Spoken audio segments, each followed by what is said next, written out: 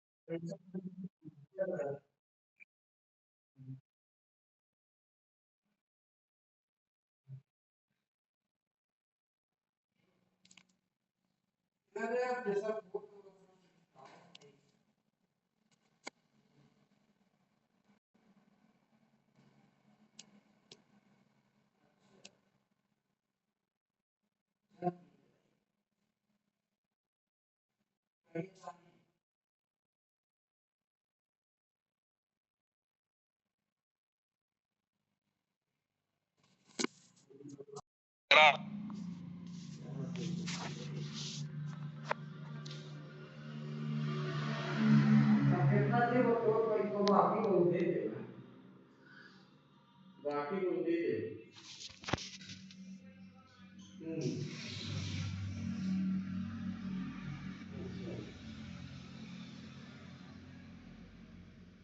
50,000 बना है। हाँ, देखा था 20,000 हो जाए चाहिए भाई, कंफर्म ना करते अब हम घरे फोन करते पता करवा थे कितना बा अकाउंट में तो बता।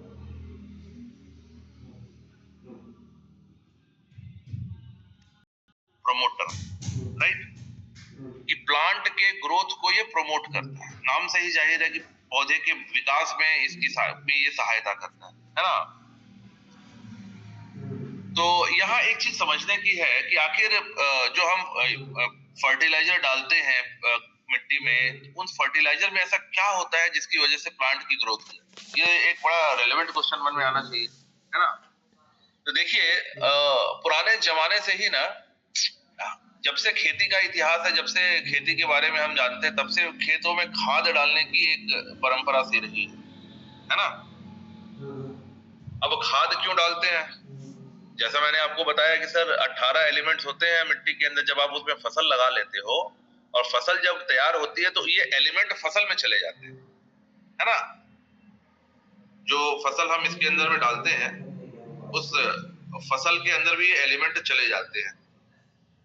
तो जब आपने एक फसल लगाई, गेहूं की आपने फसल लगा ली, आपने दालों की फसल लगा ली, आपने कोई फसल अगर लगा लिया, तो जब आप उस फसल को काट लेते हैं ना, तो मिट्टी के ये जो एक्टिव एलिमेंट्स हैं ये उस फसल के साथ बाहर चले जाते हैं। यानी let's say for an instance कि अगर आपने कोई फसल डाली तो उसमें फसल जब आप काट लेते हैं ना, तो 18 में से 10 से 12 एलिमेंट्स जो है उस फसल के साथ बाहर चले जाते हैं, तो मिट्टी में 6-8 एलिमेंट ही बच जाते हैं। तो अब बची हुई जो मिट्टी है उसकी न्यूट्रिशनल वैल्यू तो कम हो गई, अब उसकी पैदा उर्वरक शक्ति जिसे कहते हैं वो तो कम हो गई। अब अगर दोबारा उसी मिट्टी पे अगर कोई दूसरी फसल डालेंगे तो उस फसल की सेहत अच्छी नहीं होगी, है ना। तो अब अगर आप दोबारा उस मिट्टी का इस्तेमाल करना चाहते हैं, अगर आप दोबारा उसमें कोई फसल बोना चाहते हैं, तो सबसे पहले जरूरी है कि मिट्टी की हेल्थ को वापस सही की जाए। तो यहीं पे शुरू होता है खाद डालने की परंपरा। तो खाद एक ऐसी चीज है कि उस खाद को डालने से मिट्टी की सेहत वापस अच्छी हो जाती है, एक टॉनिक की तरह काम करता है। जैसे आप देखेंगे इंसान अगर कमजोर हो जाता है ना, तो डॉक्टर उन्हें कुछ हेल्थ टॉनिक्स देते हैं कि भाई ये टॉनिक पिएंगे आप तो आपकी हेल्थ वापस से सही हो जाएगी, है ना। जो खास करके जो महिलाएं ऐसी होती जिन्होंने बच्चे को जन्म दिया है, आप देखेंगे जो महिलाएं बच्चों को जन्म देती हैं उसके बाद वो बहुत कमजोर सी हो जाती है ना। फिर उनके हेल्थ के लिए हम बहुत एक्स्ट्रा न्यूट्रिशन, एक्स्ट्रा फूड और एक्स्ट्रा रेस्ट ये सब करके हम उनको वापस से उनकी हेल्थ को रिवाइव करते हैं। अगर एक फीमेल है, एक महिला जिन्होंने किसी बच्चे को जन्म दिया है, अगर उनकी हेल्थ का प्रॉपर ध्यान ना रखा जाए तो उनकी सेहत बहुत खराब हो सकती है, राइट। क्योंकि उनके शरीर से जो न्यूट्रिशन है, जो उनके शरीर का बहुत सारा न्यूट्रिशन उस बच्चे के साथ चला आता है। ठीक इसी तरह मिट्टी के साथ भी है। तो मिट्टी में खाद डालने की प्रक्रिया तभी शुरू होती है कि खाद डालने से मिट्टी के जो उर्वरक शक्ति कम हो गई है वो वापस से रिवाइव हो जाती है। पुराने जमाने से जो खाद होता था ना, वो जानवरों के, पशुओं के जो डंग होते थे वो डंग, और सबसे ज्यादा प्रचलित जो था वो गाय का गोबर, जिसे इंग्लिश में काऊ डंग कहते हैं, अगर आप इत्तेफाक रखें मेरी बात से। तो पुराने जमाने से ही ना काऊ डंग डालने की एक परंपरा सी रही है। आप अगर पुराने जमाने में 50 साल पहले जाएं, अगर आप द्वापर युग की बात अगर करें, भगवान श्री कृष्ण का उल्लेख मिलता है। भगवान श्री कृष्ण को आपने देखा होगा, वो गायों के साथ उनकी बहुत सारी पिक्चर दिखती है, मतलब वो गाय चराने जंगल में जाया करते थे, है ना। कहीं भी आपको ऐसा रेलेवेंस नहीं मिलेगा कि भगवान श्री कृष्ण भैंस चराने या बकरी चराने जाते थे। हर चीज कुछ ना कुछ इंडिकेट करती है। ये चीज ये इंडिकेट करती है ना कि गाय ही क्यों लोग पालते थे, क्योंकि गाय का जो गोबर है ना वो सबसे ज्यादा बेस्ट फर्टिलाइजर है। और ऐसा हम स्पिरिचुअली नहीं कह रहे, ऐसा साइंटिफिकली कह रहे हैं, क्योंकि साइंस इस बात को प्रूव करता है कि अगर मिट्टी में कोई खाद डालनी है, अगर आपको ऑर्गेनिक खाद, जैविक खाद डालनी है, तो बेस्ट होता है वो गाय का गोबर। हालांकि आजकल इनऑर्गेनिक खाद भी आ गए जिसको यूरिया कहते हैं, है ना, जो केमिकलिस्ट होते हैं। लेकिन ऑर्गेनिक खाद की बात अगर करें, और ऑर्गेनिक का मतलब जैविक है, जो प्राकृतिक है। तो जितने भी प्रकार के जैविक ऑर्गेनिक खाद मौजूद है उसमें गाय का गोबर बेस्ट होता है, ऐसा साइंस ने प्रूव किया है, राइट। आप गूगल करेंगे आपको मिल जाएगा। तो गाय का गोबर लोग पुराने हजारों सालों से, 5000 सालों से लोग गाय का गोबर डालते थे खेत में। गाय का गोबर डाल देंगे तो खेत की उर्वरक शक्ति जो है वापस सही हो जाएगी, उसमें फिर फसल डालेंगे फिर बढ़िया हो जाएगा। लेकिन कालांतर में दिक्कत इसके साथ भी आने लगी, चैलेंजेस में भी है। अब चैलेंज क्या है? चैलेंज ये है कि भाई गाय के गोबर को अगर खाद के रूप में डालेंगे तो उसकी मात्रा बहुत ज्यादा, क्वांटिटी बहुत ज्यादा चाहिए होती है ना। अगर आप 1 एकड़ जमीन की बात करें तो 1 एकड़ जमीन में मेरा ख्याल 1 टन से ज्यादा गाय के गोबर की जरूरत, 1000 किलो गाय के गोबर की जरूरत पड़ जाएगी। अब आप सोचो कि 1000 टन गाय के गोबर को कलेक्ट करना, फिर उसको स्टोर करना, एक हैक्टिक समस्या है ये। दूसरी बात है कि आप डायरेक्टली गाय के गोबर फर्टिलाइजर का काम नहीं करती, पहले स्टोर करना, उसके अंदर फर्मेंटेशन होने की जरूरत है। फर्मेंटेशन मतलब किसी चीज को स्टोर करके अगर उसमें बैक्टीरियल एक्टिवेशन किया जाए। जैसे आप देखेंगे कोई भी फल अगर बहुत दिन तक रख देंगे ना तो धीरे धीरे वो फल खराब होने लगता है ना। तो खराब होने की जो प्रक्रिया है वो एक बैक्टीरियल इन्फेक्शन की वजह से होती है। उसके अंदर बैक्टीरिया लग के इस खराब करने की प्रक्रिया को फर्मेंटेशन कहते हैं, यानी सड़ाने की प्रक्रिया। अगर शुद्ध कॉमन भाषा में बोला जाए कि चीजों को जब सड़ाया जाता है ना तो बैक्टीरिया के कारण वो चीजें सड़ने लगती है, और जब कोई भी चीज सड़ती है ना तो उसके अंदर गैस बनती है ना, गैस बनती है, कुछ एसिडिक चीजें फॉर्म होती हैं, तो उस समय हम उसे कहते हैं कि ये चीज खराब हो गई है या ये चीज सड़ गई है। तो गाय के गोबर पे जब फर्मेंटेशन कराई जाती है, and it takes some good time, 2 महीने 3 महीने का समय लगता है गाय के गोबर को फर्मेंट करने में। तो गाय के गोबर को जब फर्मेंट कर दिया जाता है तब जाकर वो एक बहुत ही बेहतरीन खाद बनती है, और वो खाद मिट्टी के लिए बहुत बेहतरीन अमृत की तरह काम करती है। तो अब यहाँ पे एक और सवाल आता है कि हम सारे लोग तो पढ़े लिखे लोग हैं, हम किसी भी चीज को ऐसे ही थोड़ी विश्वास कर लेते हैं। तो हमारे मन में फिर एक सवाल आ सकता है कि गाय के गोबर में ऐसा क्या मिलता है जो मिट्टी की खाद के लिए बहुत अच्छा होता है, कि फर्मेंटेशन करने के बाद उसमें क्या निकलता है। तो इसके बारे में भी रिसर्च की गई, और रिसर्च करने के बाद पता चला कि गाय के गोबर में 2 प्रॉपर्टीज पाई जाती है। एक को हम कहते हैं ह्यूमिक एसिड और एक को हम कहते हैं फुल्विक एसिड। ये humic acid and fulvic acid जो है ये मिट्टी के हेल्थ के लिए, सॉइल के ओवरऑल हेल्थ के लिए बेस्ट होती है, और ये सबसे ज्यादा बेस्ट गाय के गोबर में पाई जाती है। इसीलिए गाय का गोबर सबसे ज्यादा उत्तम बेहतरीन ऑर्गेनिक खाद होता है, राइट। तो ये साइंटिफिकली प्रूव है, ये कोई लाइक एजम्पशन पे हम बातें नहीं कर रहे। तो यानी अगर आप अपनी मिट्टी को बेहतरीन करना चाहते हैं तो आपको अपनी मिट्टी में humic acid and fulvic acid डालना पड़ेगा। अब ह्यूमिक एसिड और फल्विक एसिड डालने के लिए क्या करना पड़ेगा, गाय के गोबर को डालिए। 1 एकड़ जमीन है, उसके अंदर में आप कम से कम हजारों किलो गाय का गोबर कलेक्ट कीजिए, फिर उसको कहीं स्टोर कीजिए, फिर उसको फर्मेंट कीजिए, फर्मेंटेशन के बाद उसको लेके मिट्टी में डालिए, और इट विल, ये सारा प्रक्रिया 2-3 महीने का चलता है। लेकिन रेनेटस ने इस चीज को सॉर्ट आउट करने के लिए, हमने बेहतरीन, हमारे जो साइंटिस्ट हैं उन्होंने इसके ऊपर काफी लंबे समय से काम किया, और करके हमने बायोनेटस पीजीपी लॉन्च की। बायोनेटस पीजीपी लिक्विड फॉर्म में आता है। ये लिक्विड एक 500 ml के बोतल में आती है। हमारे पास अभी लाइक ये पीपीटी मैंने बहुत पहले बना ली थी, क्योंकि मुझे कहीं बाहर इसके बारे में ट्रेनिंग करनी थी, तो पिक्चर इसके अंदर अवेलेबल नहीं है। मैं अगले 2-3 दिनों के अंदर में पिक्चर्स डाल के भी लाइक बना दूंगा, ताकि देखने में आप समझ सके इस चीजों को।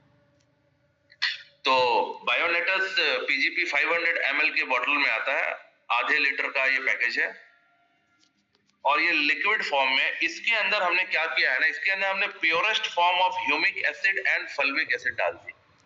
अब आप समझो कि गाय के गोबर में जो प्रॉपर्टी पाई जाती है, जो आप उसको 2 महीने 3 महीने तक, जिसको आप फर्मेंट करेंगे, उसको सड़ाएंगे, उसके बाद उसमें ह्यूमिक एसिड आएगा, उसके बाद उसमें फल्विक एसिड आएगा, हमने वो purest form of humic acid and humic acid को डाल के लिक्विड फॉर्म में आपके डब्बे में आपको पकड़ा दिया कि लो जी, आप रेडी टू यूज है ना। समझ पा तो सोचिए ये कितना कन्वीनियंट हो गया। अब आपको गाय के पीछे घूमना भी नहीं है, गाय को खोजना भी नहीं है, अब गाय के गोबर को स्टोर करने के लिए जगह भी नहीं चाहिए। आप सीधे बायोनेटस पीजीपी लाओ, पानी में मिलाओ और डालो, आपका काम सॉर्टेड है ना। बायोनेटस पीजीपी जो है, इसके अंदर हमने purest form of humic acid and fulvic acid मिला के ये प्रोडक्ट तैयार किया। अच्छा, यहाँ एक और चीज समझने की है कि मार्केट में ह्यूमिक एसिड ऐसे नॉर्मली भी मिलते हैं। ह्यूमिक एसिड या फल्विक एसिड 3 या 4 फॉर्म में अवेलेबल होते हैं। या तो ये ग्रैनुअल्स के फॉर्म में अवेलेबल हो सकते हैं, या तो ये पाउडर के फॉर्म में अवेलेबल हो सकते हैं, या तो ये लिक्विड फॉर्म में अवेलेबल हो सकते हैं, या तो ये जेल फॉर्म में अवेलेबल हो सकते हैं, है ना। लेकिन ह्यूमिक एसिड आपको मार्केट में अलग मिलेगा, फल्विक एसिड आपको मार्केट में अलग मिलेगा। ये humic acid and fulvic acid का जो कॉम्बो हमने तैयार किया है कि एक ही डब्बे में ये दोनों मिलेगा, ये रेयर है। ये हमारा यूएसपी है। आप इसको बता सकते हैं कि देखिए, हमारे प्रोडक्ट में fulvic acid and humic acid दोनों मिलते हैं एक साथ, आपको अलग अलग खरीदने की जरूरत नहीं, राइट। एंड जिस लिक्विड फॉर्म में हमने इसको रेडी किया है ना, this is the very best तरीका है पानी में सोल्यूबल होने के लिए। अगर आप ग्रैनुअल और इसको, जो ग्रैनुअल है उसको पानी में मिलाएंगे तो मिलेगा, जेल है वो भी काफी हेक्टिक हो जाता है। लेकिन हमारा जो ये फॉर्मुलेशन है, ये पानी में इजीली सॉल्युबल है, आराम से पानी में घुल जाता है, इसीलिए इसको यूज करना सबसे ज्यादा आसान होता है। अब इसको यूज करने का तरीका क्या है ना। इसको यूज करने का तरीका ये है सर कि 1 एकड़ जमीन की अगर हम बात करें, 1 एकड़ जमीन ले लीजिए। 1 एकड़ जमीन में आपने 200 लीटर पानी लेना है, राइट। 200 लीटर पानी के अंदर 1 लीटर बायोनेटस पीजीपी डालिए। 1 लीटर का मतलब हो गया 2 डब्बे, क्योंकि एक जो डब्बा है वो 500 ml का है। तो अगर आपको 1 लीटर चाहिए तो जाहिर सी बात है कि आपको 2 डब्बे की जरूरत है। मतलब ये 1 एकड़ के एक एजम्पशन के ऊपर हम लोग बातें कर रहे हैं, एग्जाम्पल के ऊपर, कि 1 एकड़ जमीन है, उसमें 200 लीटर पानी चाहिए आपको। 200 लीटर पानी ले लीजिए, उसके अंदर 2 बायोनेटिस पीजीपी डालिए, उनको बढ़िया से मिक्स कीजिए और अपने जमीन पे उनका डाल दीजिए, और डालने के 15 दिन तक इसको छोड़ दीजिए, है ना। और बेस्ट तरीका क्या भी जानते हैं, जब आप सीडिंग कर लेते हैं, खेती करने के समय क्या होता है कि हम पहले सीडिंग करते हैं, पहले बीज डालते हैं।